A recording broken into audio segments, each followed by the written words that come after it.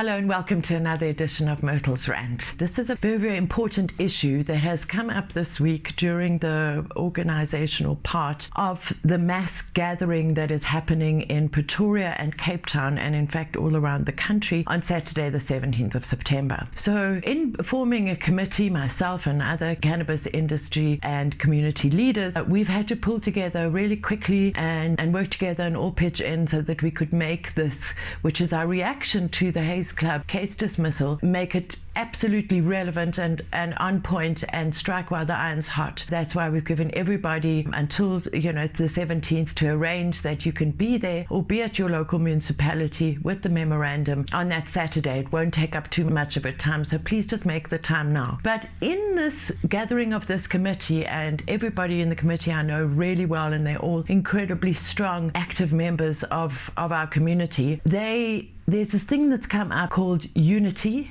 and there's this thing that's come up called diversity. So you'll see here I've done my little school teacher props, and so here we have unity and there we have diversity. And basically the cannabis community is united in its diversity. If you look back on any of the footage or the old photographs of any of the past marches or big cannabis gatherings like the D-Day that we had 7 years in a row, and you looked out on that crowd, and Jules and I were very privileged to stand on the stage and in all of those events, and we could see the diversity in front of us. We could see young and old and every race and every size and every gender and everything that goes to make our Rainbow Nation. And there's also the word out there that the Rainbow Nation is a little bit of a myth.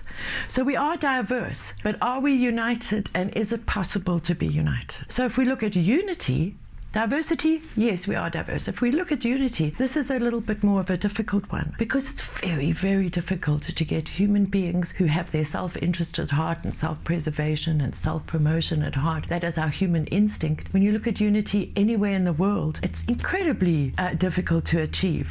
As you know, Fields of Green for All has got ECOSOC status at the United Nations, and there's something there called the Vienna Consensus, where all 156 member states need to agree on something. There needs to be a consensus, and it's incredibly difficult to achieve. They can't just change those conventions. They've been in place since 1961, and they took decades to put into place, so they're going to take decades to undo. So standing together in all of our diversity is incredibly, incredibly difficult, because we also have this thing that's called gender disparities in South Africa. We've got gender inequality, we've got income inequality, we've got living standards inequality, and I know that Fields of Green for All has often been accused, and rightly so, of not being a diverse organization. We have tried to promote unity, but as far as a diverse organization and diverse representation on our team has not been possible in 12 years. Yes, we have lots of people close to us that are very, very diverse, but as far as our core team is concerned, we're all basically white, or close to white, if you want to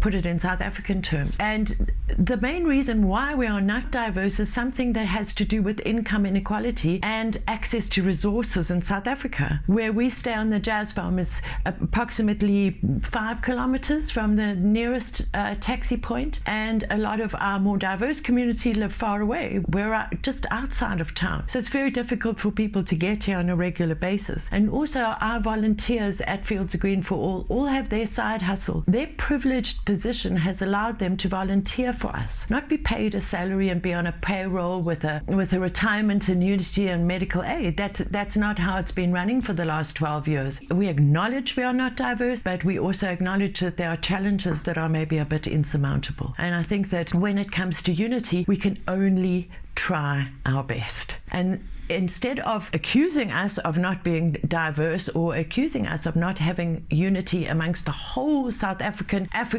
and worldwide cannabis community, let's rather look for solutions. So this is my third prop, ladies and gentlemen, and the solutions, I love the banner that says we are united in our diversity, but we need solutions to the problems that we face.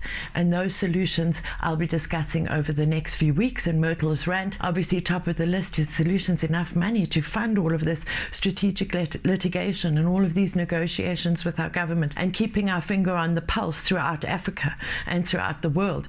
All of that takes money. There will be discussions in the next few weeks around funding, around how do we create umbrellas for policy considerations, and whatever comes up in my head. because this is what has come up in my head in the last week since Myrtles Rant, and I've really enjoyed getting this off my chest. And I love you all very much, and thanks for watching.